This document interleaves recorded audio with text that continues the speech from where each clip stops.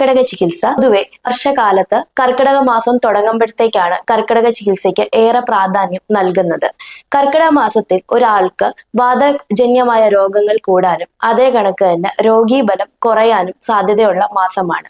ഈ ഒരു സമയത്ത് വാതരോഗങ്ങൾ ഉള്ളവർക്ക് അത് മൂർച്ഛിച്ചാണ് കാണാറുള്ളത്.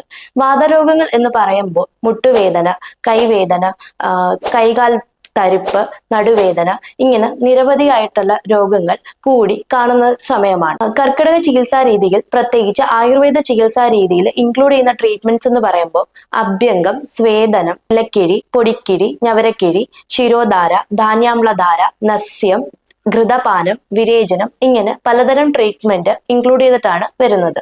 പത്മസ്പർശ ആയുർവേദ ക്ലിനിക്കിൽ പ്രത്യേകിച്ചും സ്ത്രീകൾക്കായിട്ട് അവരുടെ ആരോഗ്യത്തിനും സമയക്രമത്തിനും അനുസൃതമായിട്ട് പ്രത്യേകതരം പാക്കേജുകൾ അവൈലബിൾ ആണ്.